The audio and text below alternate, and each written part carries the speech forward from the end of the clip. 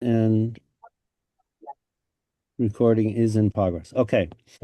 So yeah, the things that came up that I had on the list here, there's some interest in sort of specific management techniques, for meadows, after you establish them. There was some interest in sort of pros and cons of, beginning with seed versus plugs versus a combination. Um, Client, interactions, client involvement, how you work with customers that may or may not have an idea of what these are about and how they develop and what to expect. And unwanted plants, how to control plants you don't want. So that would fall under management. So it kind of looks like post-establishment management might be a good start. Um, do people, you could raise your hand or whatever, or just chime in. I think we have 24 people. So, yeah, probably do the hand raise thing, I guess. And, do people have sort of specific questions about that or sort of issues they're having or trouble they've have had or want to start off with any of that?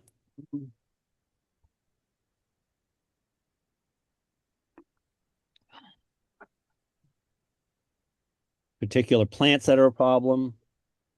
Um, People just generally want to hear what needs to be done as the meadow gets going. Um, Nick, last week there was a hand raise option, but I Yeah. don't see it. Um, should be under reaction or react, the little heart symbol, and then second one up Ah, from the bottom, there's a little raised hand function. You're on, so if you want to just lead off, go ahead. So we don't need to be super strict about that. I need to debug. Somehow there are two of me here, and so I'm getting reverb. Oh, yeah, Um, I see are, there's two of you. are you? Can you like log out the other one? Just Um, dismiss it from the room. I will take a look at doing that for you, Kathleen. Okay, thanks. your audio isn't awful, at our end, so It isn't okay. no. Okay, very good. So have Oh, you have you ever found the holy grail of how much site preparation you have to do in order to get a clean enough site? yeah. Yeah, that's a good question, huh? Again, I always preface these things with, this is my experience on the sites I've worked on. It's going to vary. Every site's going to be different. I've sort of developed some rules of thumb and just, I think I'm on my 34th-ish meadow that I've been involved with in one way or another. Um, it kind of depends on your starting point. If you're starting from a lawn, in my mind, that's maybe the best thing to start with. It's been mowed in perpetuity for as long as it's been there, what, 26 times a season. Any weeds that might be a real problem tend to get cut off. Although I've seen like knotweed persist under like bi-weekly mowing. It's funny. It's like 3 inches tall. You're bending down. What is that? It's knotweed. But that's sort of the exception. Most of the things that survive, under the mower deck aren't. As soon as I'm about to say that, I'm going to contradict myself. But most of them aren't going to be a problem in the meadow. Crabgrass is the one exception that pops into my head as I was saying that. Because if you have mats of crabgrass, it can kind of choke out like little seedlings. But that can be controlled on its own without hurting the rest of the meadow. So I would say lawn, you know, same season. I mean, you could kill it off. I mean, and especially if you're doing plants, Mount Auburn Cemetery, we think as soon as it greened up in the spring, April or whatever, we herbicided it, and I think we were planting in June. So almost no waiting time.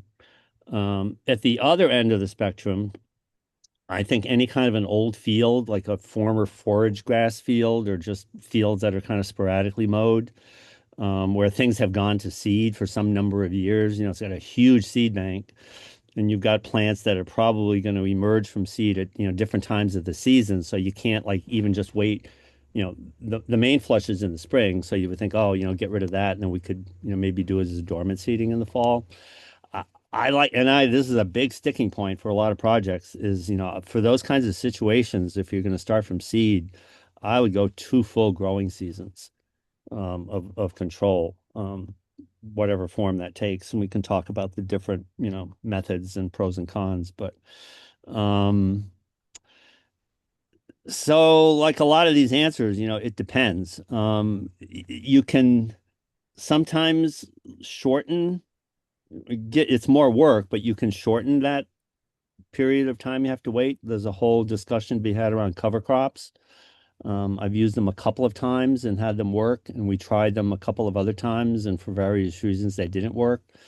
The idea is that you plant a crop, a very dense sort of crop, or even a rotation of crops that occupy the space. They choke out any weeds that may kind of germinate coincidentally with them, but they can't survive. And then you sort of, get rid of the cover crop, and then you plant, your design mix sooner than you would if you're just trying to, maintain open ground and do sort of sequential, you know, seedling grows, kill it, seedling grows, kill it, seedling grows, kill it. So you're looking at open ground versus do an initial kill of the plants you don't want and then plant the cover crop, and the cover crop kind of does the control for you. It can work well. You have to pick the right cover crop and get the timing right. You're managing another crop, so it has to be mowed. You can't let your cover crop go to seed because that'll become a weed. We did it with buckwheat on a site in Fairhaven. It worked pretty well. It smothered everything. The flowers were nice. They actually had a wedding reception when it was in bloom, so they weren't looking at dirt. We got in there and cut everything back before it set seed. Meadow came in really well. Um, it can work. It's a bunch more steps, and you have to pick your cover crop right. But so that's my kind of long-winded answer. I don't know if anybody else has any related experience with that. Want to add? Well, I will say that I've had the experience with an old field where even to this day, and we started in 2019, here we are in 26, and there are ongoing problems with emerging weeds, And unwanted plants. what was the sequence there from site prep to Well, it seeding? was circuitous. We started with, well, first of all, I have to say, in my own defense, because I'm going to say something that some people won't like, we did use black plastic. And Nick, I think you visited this site with me on the Oh, on the Meadow tour? tour. On the tour? Yes. So there was no way into the field with a truck. Yeah. Um, at least at the time that we started working. You couldn't, we tried to get a prescribed burn, couldn't get the permit. We tried everything and wound up with black plastic and put it down on, it was a 2-acre meadow, put black plastic down for 1 year on Meadow 1, and then picked up the plastic, moved it to the second site for the second year, and then went to work on Meadow 1 while Meadow 2 was under black plastic. That was to minimize the plastic. The and What evolved from there was about 3 rounds with organic herbicide. It was the mix using the 30% vinegar and a variety of other products that go in there. I don't remember the exact formula anymore. That works well for burn down. And so it was looking very clean. And we seeded on September 29th that year. But it has, the following year then had to spot treat because a whole bunch of black swallowwort came in, along with some stray knotweed. We had done a pretty good job of removing knotweed just with a nix the knotweed approach, cut.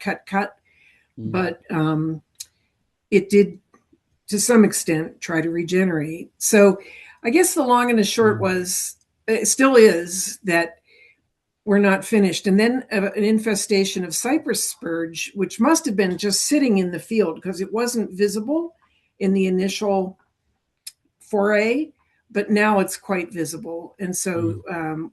she's working on that with not organic herbicide, but just herbicide spot Yeah. treatments for cypress spurge. So I guess she was aware that this could happen, and she's extremely patient and very interested in her field. But I can see how for someone who doesn't have that mindset, um, this wouldn't be a great thing. So I'm Yeah. just it's almost um, a reason to tell some people not to do it, in my mind. Yeah, and this gets, this flips back into the other one of the other topics that I listed in the beginning is sort of the whole thing with, discussions with your clients and potential clients and setting expectations and getting them familiar enough with the process that they understand what they're getting into. Because I've had, a more recent project, I did all that. They get a whole write-up, like a 3-page write-up, why Meadows is beneficial, a little bit about succession, takes time, things change, got to do the prep properly.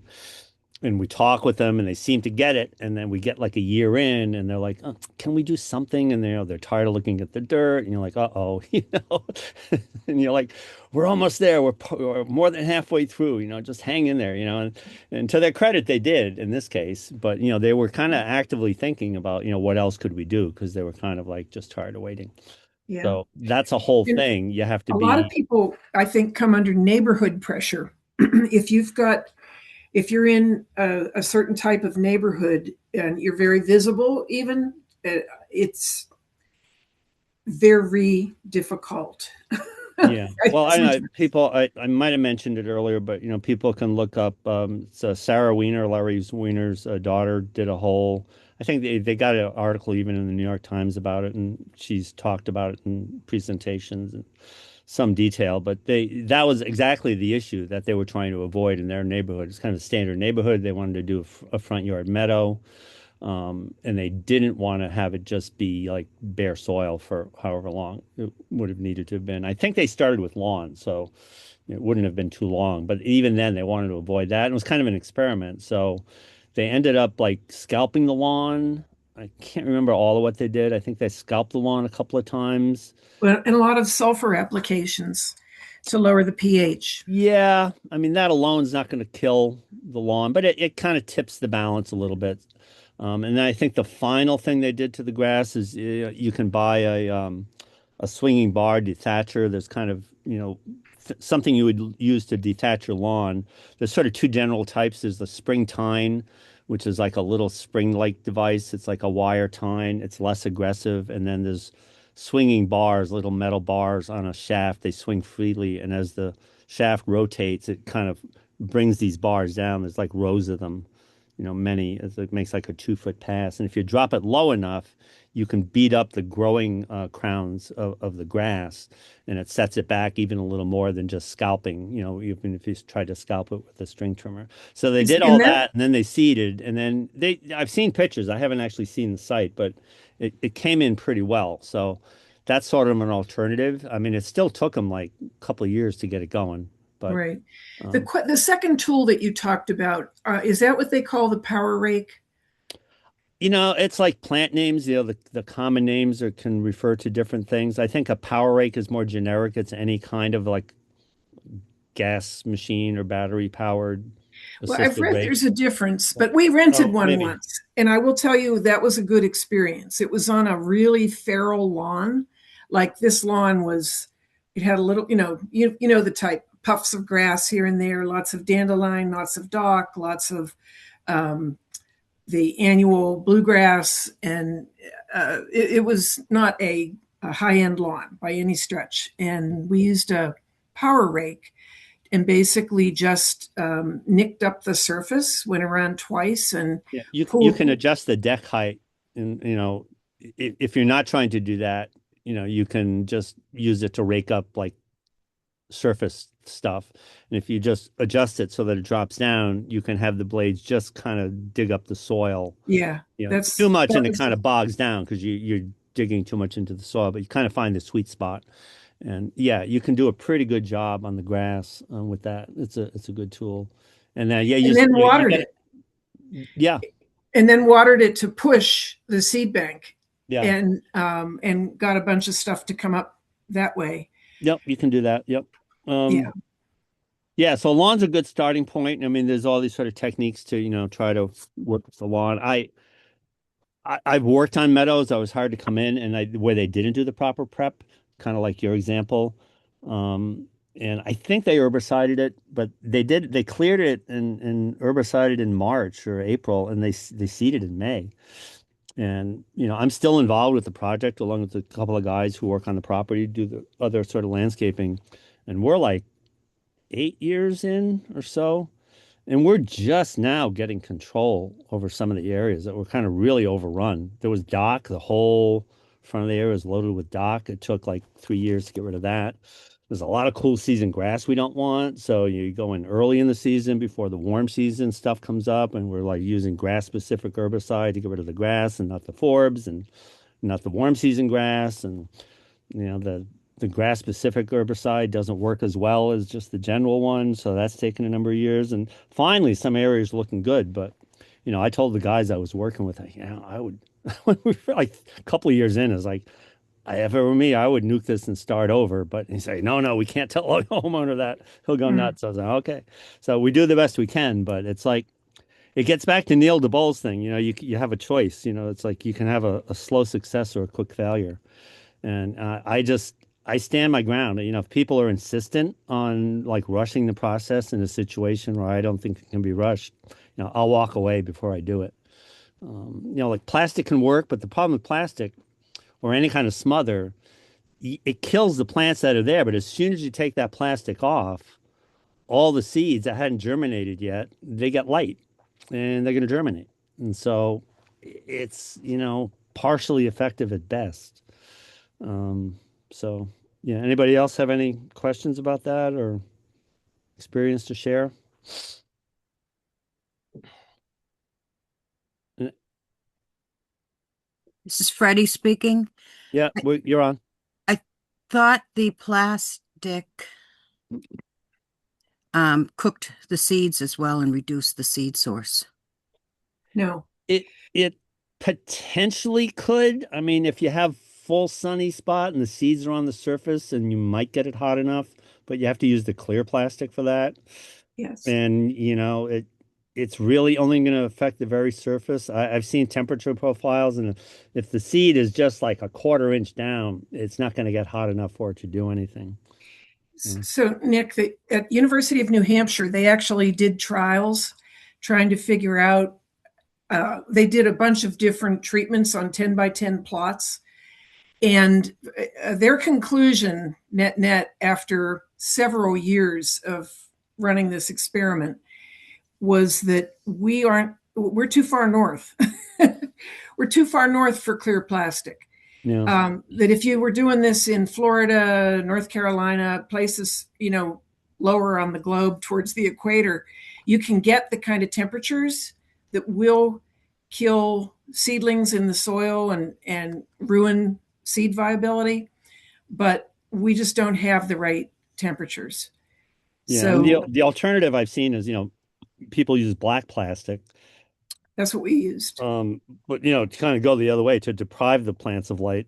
But again, that's just going to, the seedling may germinate underneath it and then not have enough light and just die off. But if you're going to put plants in there though, yeah, this is almost the case no matter what you do. I mean, especially if you're using plugs, you're putting a plant in per square foot. You may as well be tilling that property, right? Like with a rototiller. So all the seeds that are like 2, 3, 4, 5 inches below the surface, like in your planting depth, even a plug is like what 3 to 4 or 5 inches, like root depth. All those seeds are going to be on the surface. So we try to mulch in those cases if we're establishing from plants.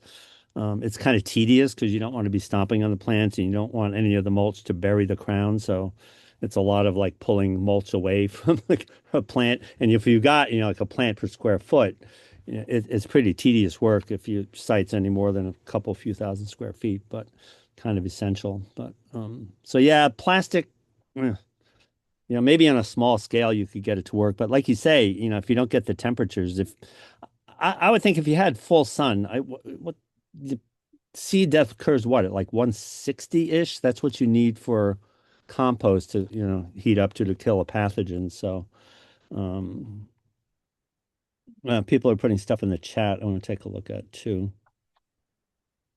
Oh yeah, good idea, Freddie. I asked for this the first time. It um, just throw in like kind of where you're from and geographically, and if you're associated with an organization, and just kind of what you're, I asked for this last time and it wasn't, I don't think it was saved, but just kind of generally what your meadow experience has been or is, or, um, do, do, do.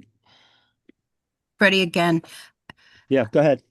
because I'm from Southborough. I'm on the Open Space Preservation Commission and have been working on different meadow installations on town conservation land since like 2019. But I meant not like the whole spiel about our background, just a short thing when you start to talk, if you're talking about a Yeah, project, so I we was just gonna kind of say know. if people want to just type it into the chat too, then we have it saved for later. Just people want to put in a sentence or two. Yeah, and full disclosure, I'm working with Freddie on a project over at one of the open space properties. Pollinator supports about 8/10 of an acre. We finally dormant seeded this last fall. So, and that was the case where we went 2 full years, mostly mechanical control. It was widespread regular herbicide use in a public spot like that was potentially an issue. So um, we went to Plan B. We'll see how well it works. I'll let you know by June or so. Actually, by the end of it, and we couldn't even find the optimal tool. I think would have been like a disc harrow, DISC, common farmer's tool they use to prepare sites for planting. And one of the things they use it a lot for is, just turning under cover crops, right? But long story short, we could find no one with one that was able to do the work, and the contractor we were working with had a Harley rake, which is kind of like a big cylinder with kind of knobs sticking off of it. And it worked better than I thought it might. And so that it got beat up 4 times, 5 times a season for 2 years. And then toward the end, we resorted to some herbicide use for some things that were still surviving. And the only thing I saw when we were, before we seeded, there was a couple of patches of um, yellow nutsedge and just some random like forage grass that had survived. But by the end of it, I thought we were looking pretty good. And that's the thing, Kathy's original question is like, how much weed control you have to do. You could keep the site open for, I don't know, 5 years, right? You're still going to get some weeds, right? So you still need to be prepared to do what you need to do, especially that first year and especially after seeding, and probably for the next couple, 3 years. You need to be sort of obsessive about weed control. Another Neil DeBow thing is, when it comes to plants and what gets established, possession is 9/10 of the law. So you want to do everything you can those first few years to give your design plants, an advantage and to disadvantage the weeds. And in a lot of cases, it's not a lot. Like most of your first season weeds from seeding, I'll just throw this out as sort of a management technique. Um, Most of the weeds you're going to have the first year are probably going to be fast growing annuals. And so, most natives, as we know, even in plant form, um, are sort of frustratingly slow to grow and get established. So that first year, the weeds, especially in the spring, before it's, warm enough for like your warm season grasses, your weeds already got a head start. They're going to be you know, high up above, little tiny seedlings of your native plants. So you can go in and just mow those off, and whether you use a mower with a deck and ride around and just cut them at that point, because the mower deck is only going to go so tall. You won't be able to use it later on. But initially, you set it as high as it can go, and if your weeds are 12 inches and your little native plants are like an inch tall, hugging the ground, you're not going to hurt anything. You're just going to get rid of the weeds, and you don't need to kill them. They're annuals. You just cut their heads off so they don't flower and seed, and you've done your job, and doesn't hurt the natives. Later on, the natives get a little taller. You still have some of those weeds. You're going to need to maybe switch to a different tool. We like string trimmers because you can adjust the height kind of as you go. And so a couple of people, even on an acre, can do that, half a day's work, maybe not even.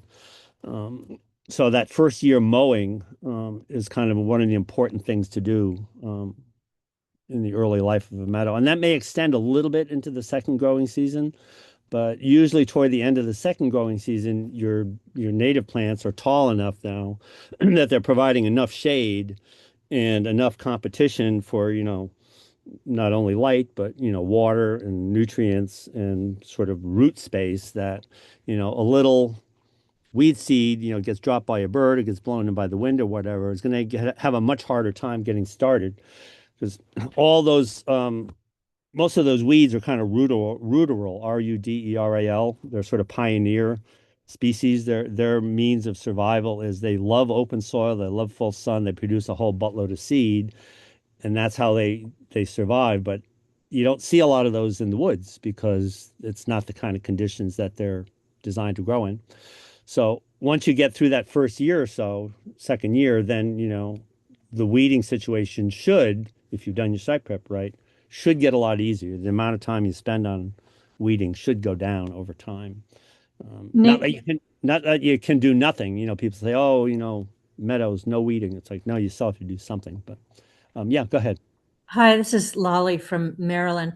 Hi. Um, the mowing in the first year, does that, in your experiences, can you still get away with mowing if you've planted plugs, or are the plugs too high? Do you have to go do string trimmer? Yeah, that gets trickier because, part of the point of starting with plugs is that, you're shortening that time for the seed to get to the plug stage. So you don't want to be, cutting them off. I mean, from seed, if you happen to ding, some of the faster growing, if you do your mix properly, you'll have a mix of, relatively fast growing species that won't necessarily last a long time over years, but will come up pretty quickly and sort of occupy the space. And then you'll also have plants that will take longer to show themselves, but will last longer in time, over the life of the meadow. So, something like black-eyed Susans, if you have, that in seed form, say you're starting from seed, and yeah, you may ding the tops off some of your black-eyed Susies at some point, but it's not a big loss, right? You have to weigh whether are you damaging more of the good plants than you want versus controlling the weeds? And that's where the string trim comes in handy because you can kind of be surgical with it. You can kind of Mhm. go in between and adjust the height on the fly. And all of that becomes harder if you're starting with plants because the plants are already, they grow pretty quickly. You put them in the spring and they're going to be foot of growth maybe in a couple of months. They don't take long. They root in pretty quick and they grow pretty quick. Some of the species, not all of them.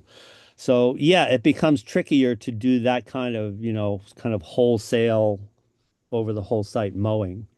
And in But that you case, still can do string trimming?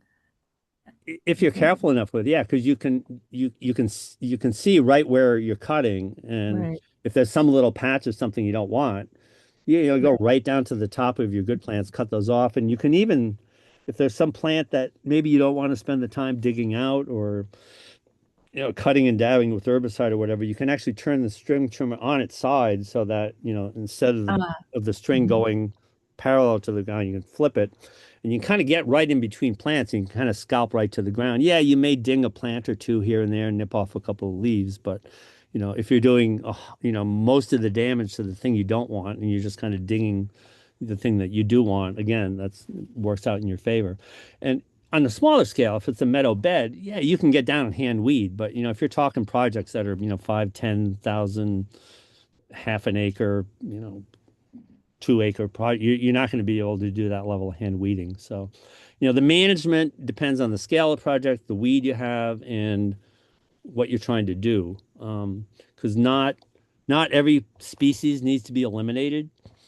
You may have a plant that you like that was in the mix, but you're like, oh man, this goldenrod's like getting a little too aggressive. So you may take some measures just to kind of, maybe deadhead it, maybe to cut some back, um, maybe to affect a few plants. And you're not trying to kill it all off, but you're just trying to kind of manage the level of it. And those kinds of interventions you're going to do, over time, over the course of the meadow. Because, plants are going to do what they're going to do, and you may agree with what they're doing in some cases, and you may go, oh, I wish we had more of this. I wish we had less of that. I wish we had more of this over here. So you may collect some seeds and spread some seeds around. So and this is one of the things that, I have customers who've really gotten into this. Like some people, they just let you do what you want to do.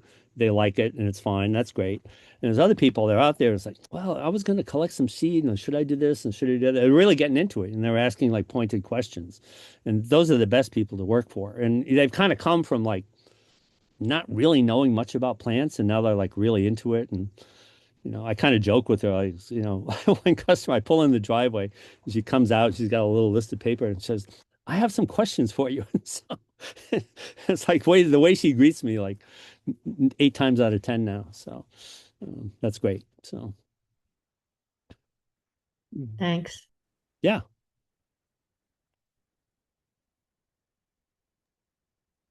Nick, more. it's Kathy again, Kathy Yeah, Connolly. I'm in Connecticut, FYI. Uh, Anybody using pre-grown meadow mats? They've just started to come onto the market in the last 2 years. Just curious. yeah, I just saw those too, like within the year. Um, yeah, I know nothing about them except for what they tell you on the website. Think I've seen a couple of different suppliers for those. Mhm. There's one in southeastern Mass, but I'm forgetting their name right now. Um, and I forget the other one that I've heard of too. But I've had success with pre-grown mats of blueberries, low bush blueberries, and sedums, green roof material. Yeah, there's The concept is good in other categories as far as I see, but yeah, I don't know. Anybody seen those or tried those?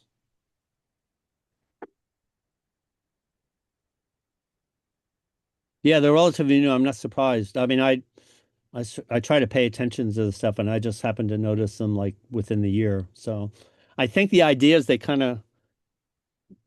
grow these on a fairly shallow medium because you're not going to spend a gajillion dollars shipping soil, and soil is pretty heavy.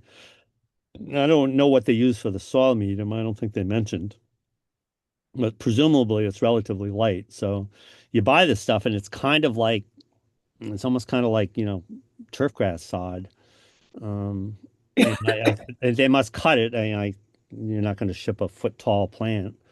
And I guess, yeah, you kind of basically roll the stuff out and water it. And I might like eliminate some soil prep because you're kind of smothering the seed bank a little bit. I don't guess a lot of stuff would grow up through that, even if I assume it's just like an inch or two of growing medium. They don't say the place I looked at, they don't say anything at all about the price. They're pretty cagey. So I was going to actually submit a quote for a project we did from plugs just to kind of see how it might compare. But yeah, if I'll try to do that for next time. I'll report back and see at least what the pricing looks like. But as far yeah, as the people species mix, it looked reasonable. Is the species mix? they're putting in the chat Meadow Lab. That I think that's the one that's in southeastern Connecticut. Okay. I mean, the southeastern Massachusetts. I'm sorry, Oh, I got to scroll down some more. Meadow Lab. Yeah, I'll put in. I won't find it now, but yeah, that might have been the one. I seem to I remember like seeing two of them, two different suppliers. Um, yeah, we're gonna try to. Well, I'll mention it now. I was gonna mention it toward the end, but They gave us on the ELA site. There's a little sort of space for like they gave us for the group where it's a little message board and there's like a list of everybody with their email. So if you're trying to contact anybody here, you can get folks' email off of there. As a discussion forum, I kind of was a little, I don't know, it's not as fully functional as I would like. I didn't see any way that they would send everybody an email if a message got posted there just to let you know somebody posted. I didn't see that. I don't think that's built into the system there. So I'm gonna try to set up someplace like a Google group thing, like Trevor did with the Hive Mind group, and we can like stuff like this. We can put these kinds of things into sort of an ongoing chat, and everybody will see it, and everybody can contribute. And I'm kind of looking for the best platform for that. So hopefully I'll have that set up for next time. Um, but yeah, Meadow, I'm just looking at the chat while we're talking. Oh, here's Agnes saying cheapest is 315 per square foot. Contractors go to training up to 7 for retail. Hmm. So I wonder, so 3,000.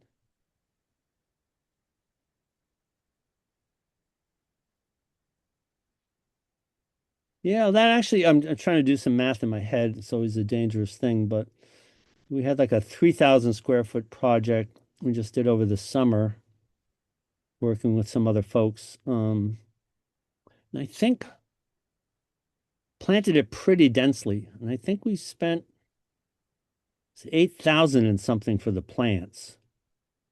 Most of those were plugs. So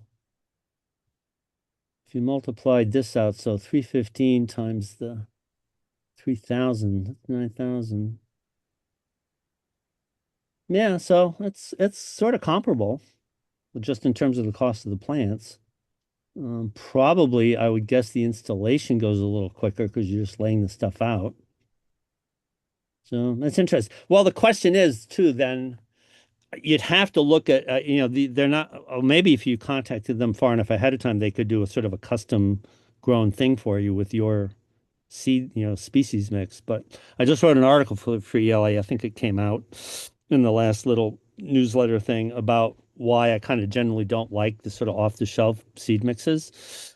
And so here it's kind of the same thing. You're going to have to kind of accept what they give you. And I'm going to assume they have like a sort of a sunny mix, a shady mix, wetter area mix, that kind of thing. And like I said in my article, I've never ever seen one of those mixes, even from like responsible sellers that kind of cover all the grounds. I mean, all the sort of bases for like your site, because site differences are so variable, and even across like a given site, they can change. So, yeah, not to say there isn't a place for them, but yeah, I have a question, and if no one else does at the moment. yeah. Go ahead. Okay.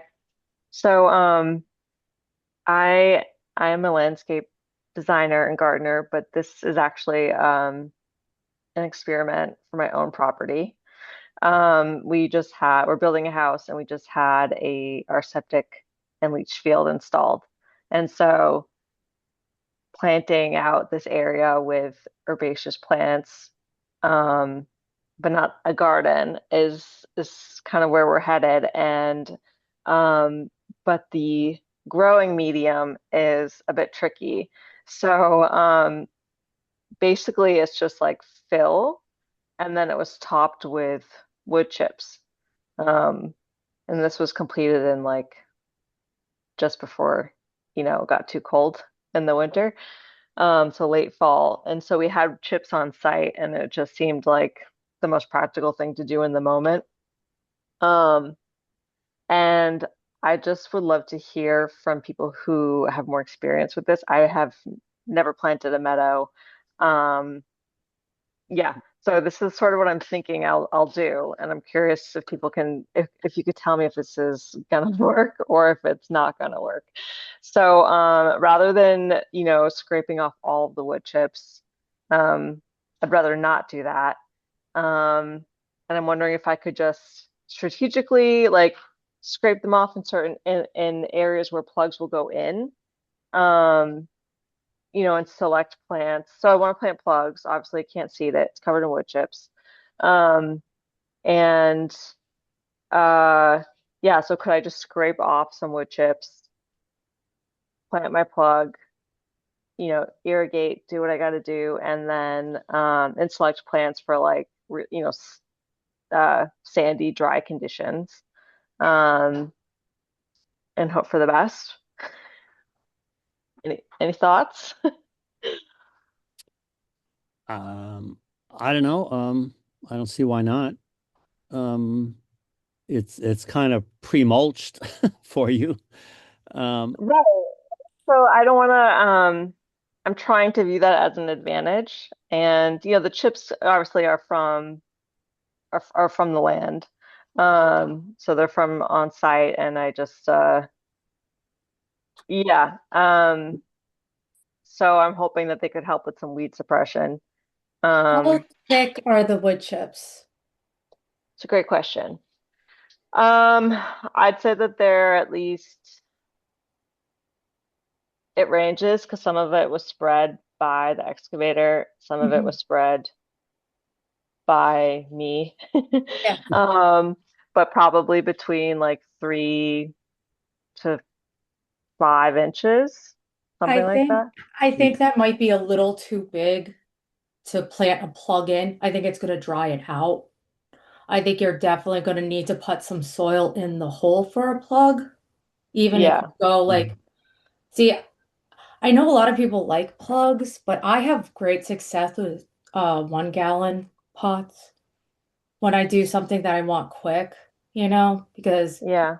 plugs, they need a lot of water all the time too, whereas like a 1 gallon can hold the water more. So I don't know, Plugs are like just expensive, that's all.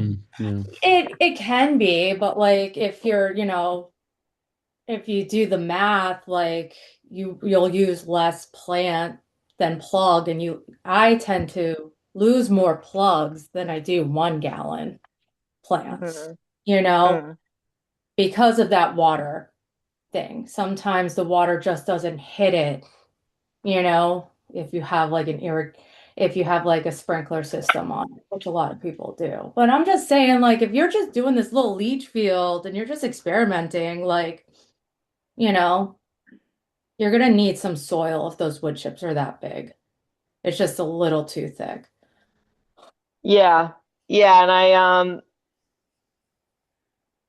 And in another site, which it wasn't a leach field, and so the native soil was obviously different, but Mhm. there were wood chips, and I did something similar where, scraped them, but I kind of scraped them to the side, and I had to add in some additional soil Oh yeah, before that's planting. fine. Yeah. Um, so I was also thinking of doing something like that in this situation, where it is thicker, where there's thicker wood chips. But yeah, the cost. Yeah, I mean, I also could do maybe a mix, different sizes. But yeah, that's a really good point. It's worth just like comparing the success rate and like Well, overall I'm also loss. going by, yeah, like what I've done, like I always find I lose more plugs, and sometimes when the plugs come in, they're not looking the greatest, whereas like it from my wholesaler, if I get a 1 gallon or half-gallon pot, I can return it and get another one. Or it's hard to return like a whole tray of plugs, for like a couple that don't do well, but Hmm. that's just my experience. That's all. Like either way works. Thanks. Yeah. Thank you. So, Did Rachel, I've wait, used, hang on, Krista had her hand up. Let's oh, let sorry. her go in. Yep. Hi, hi everybody. Hey, Hi Krista. Rachel. Hi, We're both Krista. Rachel and I are in Maine, so it's fun. Um, yeah, the whole thing about septics and what to seed in there is crucial. I had a client that had all kinds of quinons lays and like more deep-rooted things in her septic, and they wanted to use the septic as as a meadow at the same time, and there was not a lot of space for a meadow. So I did some research on what are we supposed to do with septics, and now there's a little bit of lists of plants that are appropriate for septic, like from what I see in what's the name of that company that you can buy? Um, it's not Prairie Moon, but it's somebody that you can buy, like small growers sell through them. Well, anyway, I saw that there was a septic mix there, and there is a function about what you can put in the septic and what not. And so the general rule is just put whatever grasses, and they leave you the worst soil in there. Usually they take your soil away and they bring you the worst. It looks like in your case, they left the native soil or whatever was there already, perhaps, hopefully. And then they brought you chips, which is going to help a lot. You can just distribute that to an even layer so that you know what you are dealing with. But selecting the species will be crucial. You don't want to be digging into it. So I definitely wouldn't use the gallon size plants, because then you're digging into that septic and you have to ask, because they just made it, you can ask for the plants. I would actually recommend that you get hold of those plants. Usually those just disappear and you don't know where the edge really is. And it's all system of gravel. There's different systems that you can find that they use. So it depends on the kind of septic system that they use. How the whole idea is evaporation. So the question is, how do you help the evaporation of the water? And that's how your septic system is going to succeed. And if you block that, then you start hitting problems with your septic system. So what other species you have around, you have to control some of that, especially if they're like deep rooted, and what types of grasses. And if you find, I think what they're looking for septic grasses is the native movement is looking at no mow septic grasses, so you don't have to be maintaining that with the mowing. But there are some no mow grasses that you do not want in your septic system because they will clog the whole gravel tubing. And that's why finding out what kind of system you have underneath, and if they can give you an exact map, that will be your first step. And then your second step is investigating what species. And then you can play with the mulch, which is a blessing because you don't have to be worrying about it. And it gives you also time. It buys you time because you can start experimenting on a few corners because you have shade and shadow and drought and whatever. So that thick mulch can also be in your favor while you see what succeeds and what not.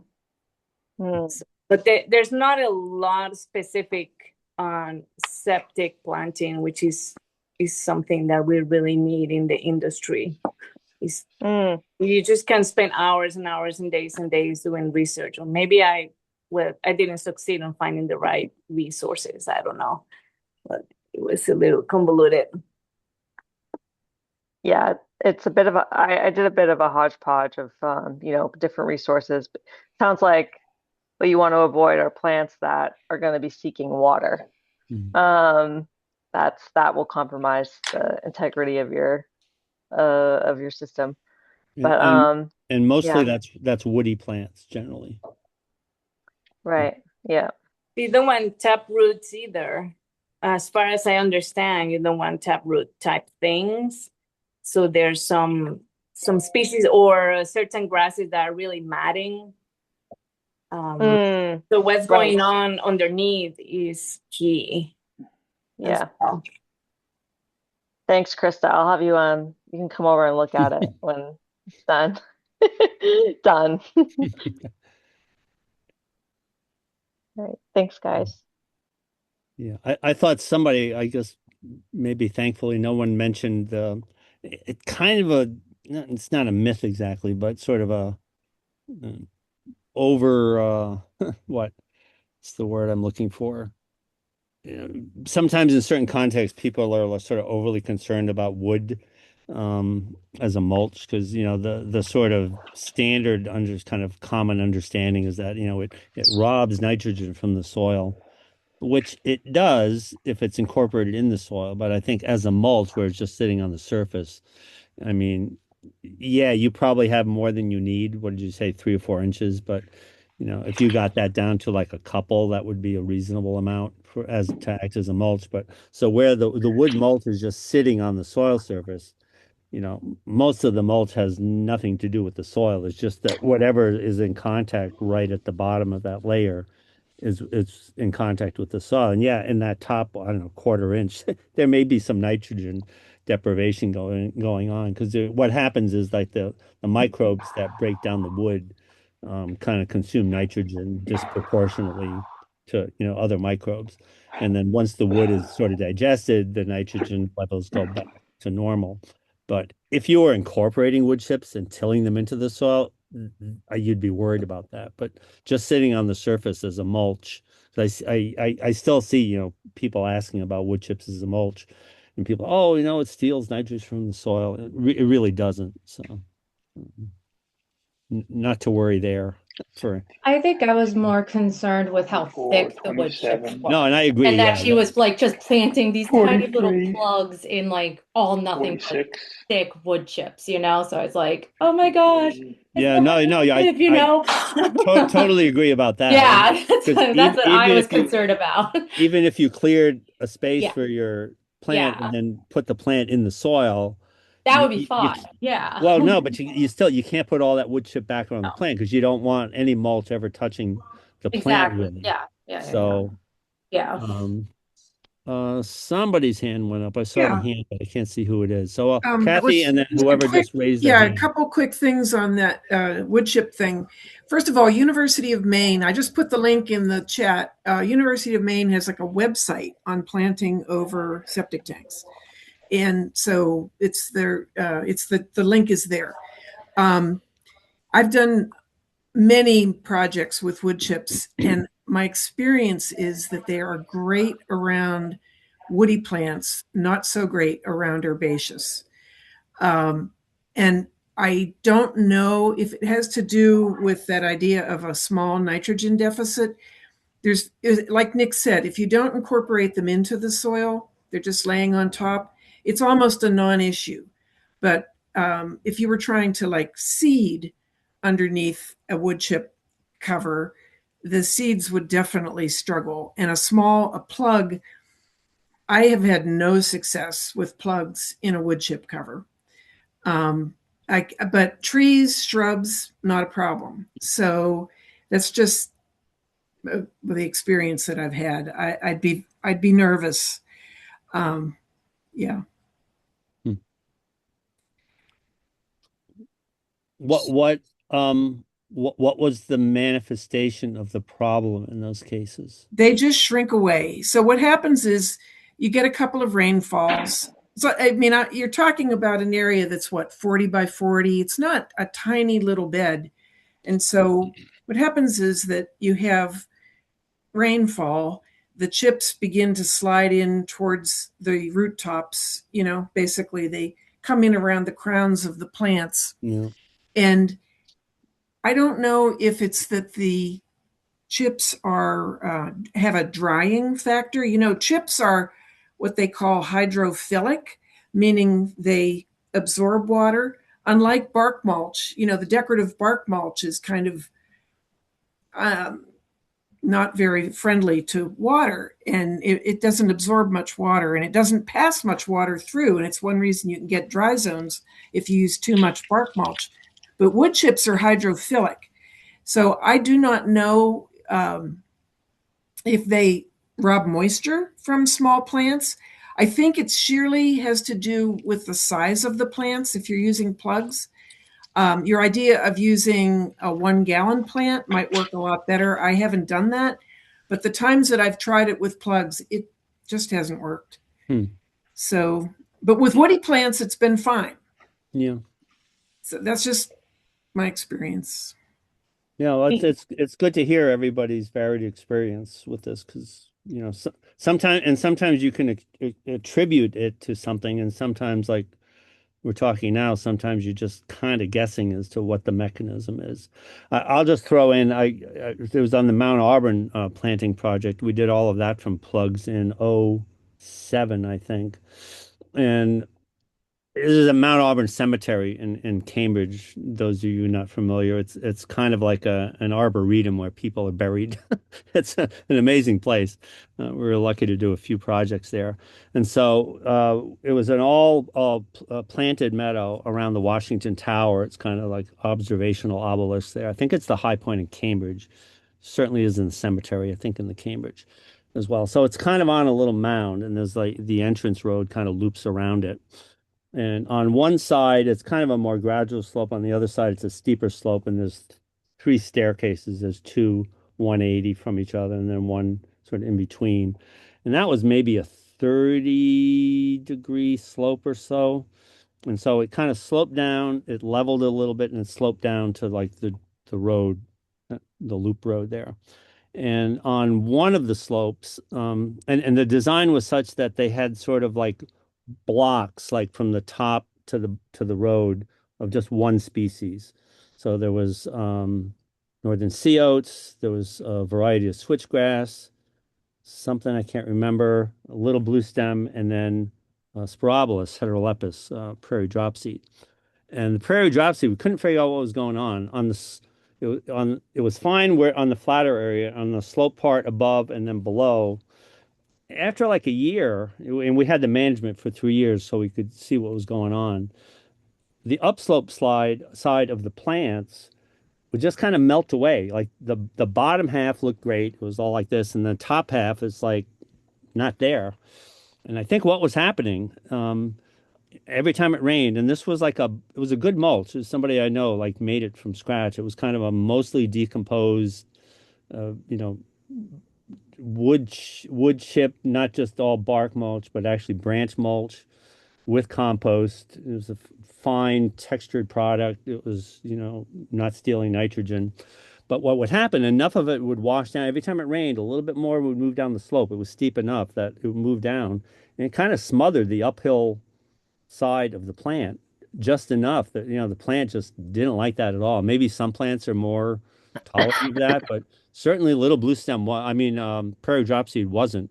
We replaced it. We thought, oh, maybe there's problems. We replaced all the ones that looked bad for a year, and then the same thing happened after the second year. And eventually, they switched the whole design out after we were gone because they were just having trouble managing it. So it could be something like Kathy's describing where somehow, once you smother the crowns of certain herbaceous plants, they're just not happy about that. So, well, It's I was anybody gonna Prairie Nursery, by the way, that sells a mix for over septic fields, and so do a lot of other organizations. If you just Google planting mix over septic field, you'll find there are a lot of seed. Ernst has one, Yeah. etc. Yep. So I was going to say something, Freddie, again. Sure. In response to Rachel, is your septic field 40 by 40 that large? No, I think it's this is just a guesstimate. I would say around like I think the total area we're looking to plant is like 30 by 16 or something. So, and this may not interest you at all, but I've worked with people who installed a meadow or garden also solely from winter sow, if cost is an issue. And it can seem like more work, but once you get the jugs and if you're not working at this time of year, they come up bigger and better than plugs in some ways. And you don't have to separate them into individual plugs. You can just take a hunk of them and plant them. But not something you would do for a customer, but there's a very vibrant garden and meadow that was done that way in Northborough. And the other thing I was saying is I did a garden. I'm calling it a garden like with quotation marks because it's on open space. It's an old meadow, non-native. Nick, you've seen it at the Beals Preserve. Oh yeah. And we did the soil prep by in August or September. We put down cardboard and tons of wood chips on top. And then the following late season, August, like a year later, we um, wanted to plant into the wood chips, but we had so many, we had to scrape them off. We ended up with a berm around the garden, like from all the wood chips we scraped off, but there was still a hefty level there.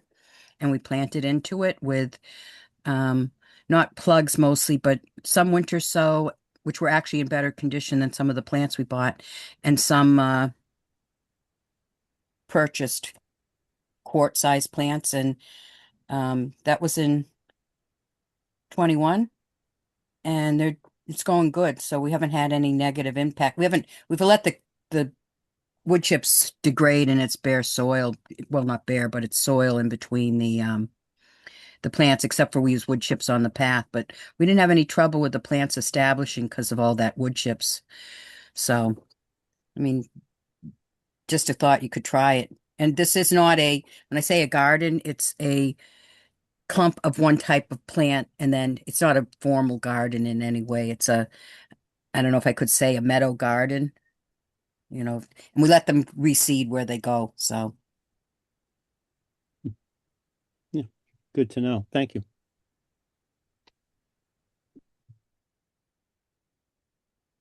I don't see any more on that. Oh, yeah, we have 20 minutes left roughly. So if there's any more issues, I just wanted to toss in a little bit more about management. I kind of view, I think I've said, the management tools or techniques sort of vary with the plant in question and the scale of the project. So we talked a little bit about mowing. Um,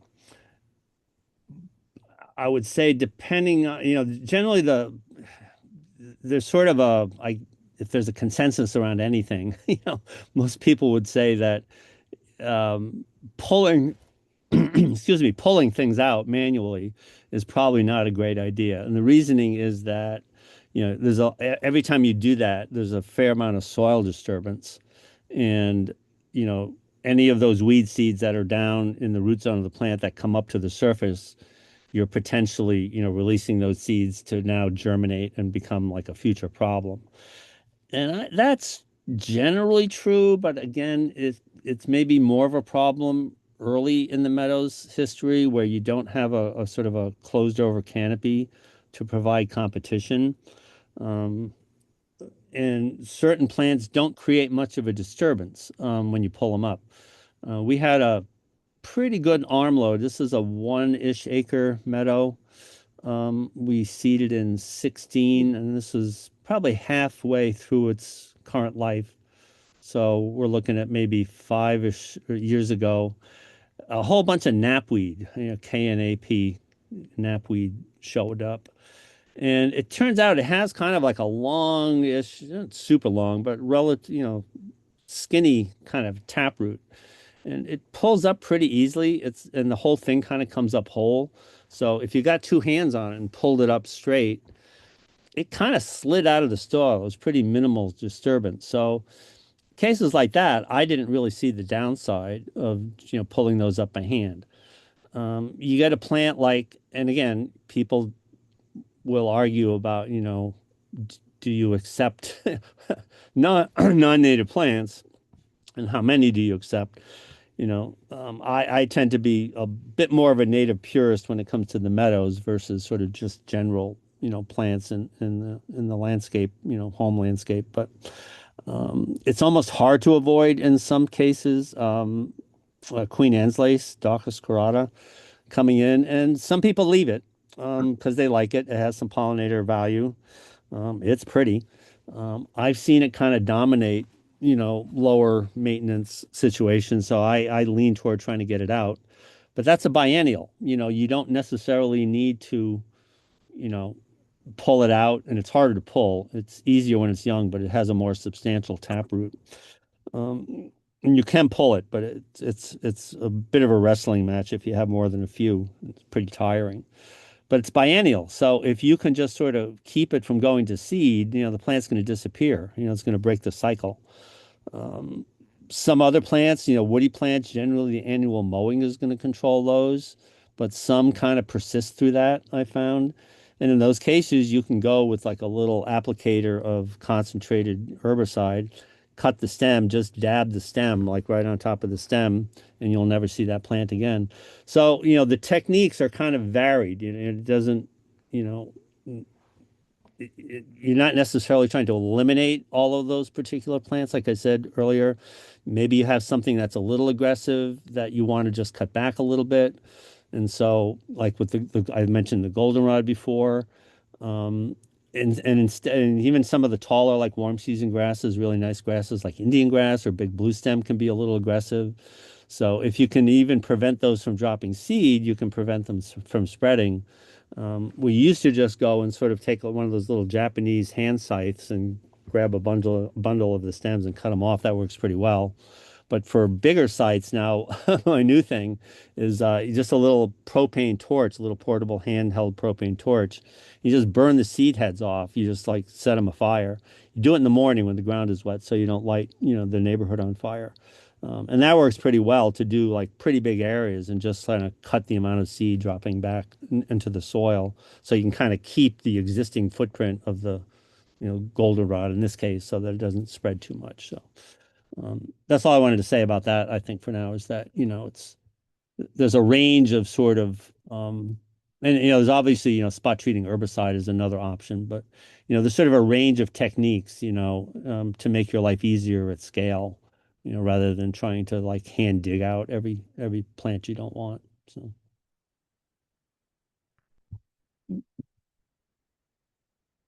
any other questions, concerns? Did we say enough about establishment and management, or people have more questions upon that? Got a little less than 15 minutes left.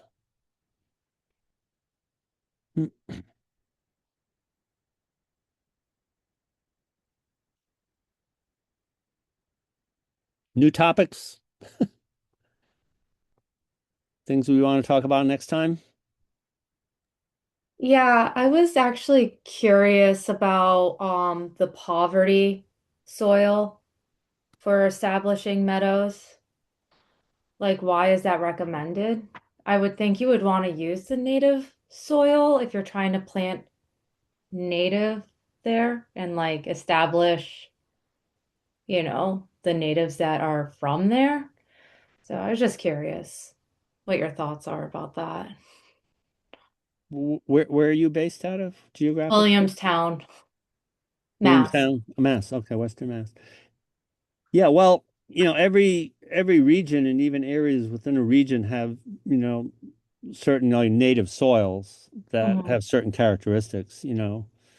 Most of New England, it's fairly acidic because the base material is granite, which degrades into fairly acidic conditions. Um, there's sort of veins of sort of more alkaline soil out in Western Mass. Especially in northern Berkshire County, there's a lot of lime. Yeah, there's a lot Yeah, of calcitic soils. Yeah. yeah, yeah. So there's going to be a different set of plants that are adapted to that.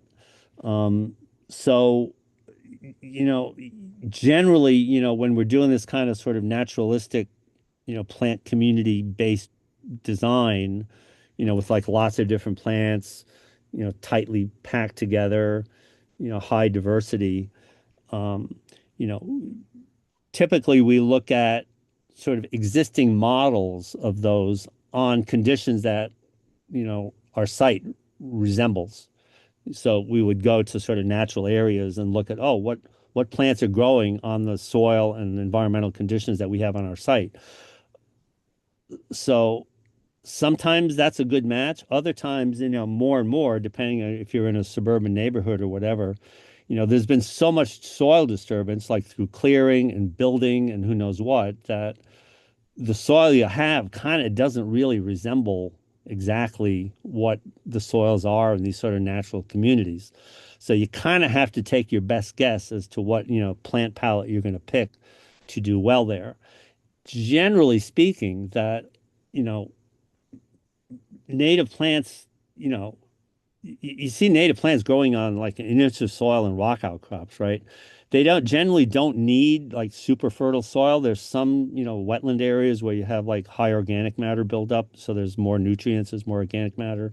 There are plants that are adapted to that, those richer soils, but in sort of a sunny meadow situation, most of the plants that are adapted to that, they'd rather have a fairly lean, like low organic, low fertility soil. Because people like, say, oh, do we need to add compost? Do we need to fertilize? Like, no, no, no. What you have is perfect.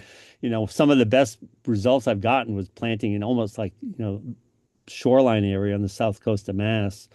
It was almost like beach sand, and pick the species that are designed for that. And most of the weeds don't like that. Most of the weeds respond better to higher fertility and more organic matter, right? Yeah. So that's kind of how I look at that. So whatever your site is, you kind of have to look at those conditions, check the acidity, how well drained it is, the sun exposure, and then, you pick your palette of plants that are adapted to those conditions. Um, Okay. yeah, Yeah. Well, I was just curious. Thanks. yeah, yeah. That's my take. Mm,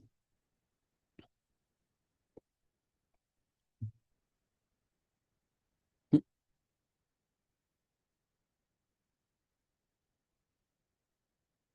I don't see any more hands. Well,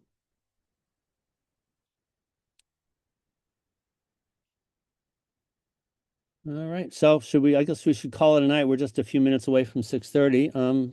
Thank you all for coming and hanging in. Um, I'll see how much luck I have. I have couple of friends who are going to act as guinea pigs on the sort of uh, Google group-ish site that isn't Google Groups. And if that looks like that's going to work, um, see, I don't even have a way to contact everybody straight away. Um, oh, Sure. Hi, this is Maylin. oh, hey, There, you're still there. Okay. yeah, I'm here. Sorry, I thought I'd just keep it on while I was just making sure everything was okay. I was hoping, Liz and I will figure out schedule, but I wanted to mention that she and I were looking in our membership portal, and through Membership 365, there is a community chat function. I think that we can create. So it looks like we can try that out. So that might be step one, and we just see how that works. And if that ends up working and you like it, that might be the easy way to go about it. And it should also allow, even if you're not a member, you should still be able, since you're part of this event, you should still be able to access it. So let me get back to you on that. And I will send you an email with any kind of instructions. And we can also share that in the next time you meet in 2 weeks with the broader group. If we're a go. If not, we'll definitely look into another option for you. Okay. Yeah, I think I found like a good option for us. So yeah, maybe we can talk sometime soon and try to work through that. So, Sounds good. all right. I had a question before you go. Sure. Yeah. Kathleen Connolly, did you give a class at Garden in the Woods, Meadows 1, 2, 3 years ago? I did. I did it quite a few times actually. I think it was Garden. I was think it was New England Wildflower Society back then. Yep. Just a funny anecdote. There are many yards and meadows that have partridge pea growing. You brought some to give away, I remember that class. and everyone took a few, and I had a big area to sow, so I had a big paper bag full, and I didn't know what. And then it was during the break, and then in the second session, anytime anyone moved, it was like Jiffy Pop popcorn going off. I was like disrupting the class with all the popping. I was so embarrassed. But I brought them home to friends, and it self-sows, and there's even a Route 9 clover leaf that's got those growing still because of that gift. So it's just Oh, that's wonderful. we've planted. We were told don't dare step on it. I offered to, sow seeds there, and they said don't you dare. And so we grabbed during a blizzard like this. We went out with bagfuls of native seeds, and I think I had a hubcap as an excuse. Oh, we're looking for a hubcap, and Uh-huh. And then they weren't going to mow it, and they ended up mowing it. And the only thing still there, every time I take that exit, I see those partridge peas, and I laugh and I think of that class. So Well, that's thought you'd great. enjoy that. I'm so pleased to hear that story. That partridge pea, we moved in here 30 years ago, and it was here then. I have no idea if somebody seeded it in some time prior to when I lived here, but it keeps going. It just keeps going. So I gave it to a friend, and she has, she still has some because she deadheads, and then she gives it away. It is in places all over Southborough now from that one course, and it just cracks me up. But thought you'd like that. I do, and I really appreciate you bringing it out because that's very cool. Yeah, thanks. Thank you, Nick. Nice, nice. Whatever this is called, Meadow, Meadow Monday meetup. meetup. So a nice Yeah. meetup for Yeah. Meadow That's Monday. that's what I'm calling it. That's good. Thank you. Yeah, you're welcome. Thanks for coming. Good night, everybody. All Thank right. you, Bye Nick. bye. Thank See you you in very much. see you in 2 weeks. Bye bye. Bye.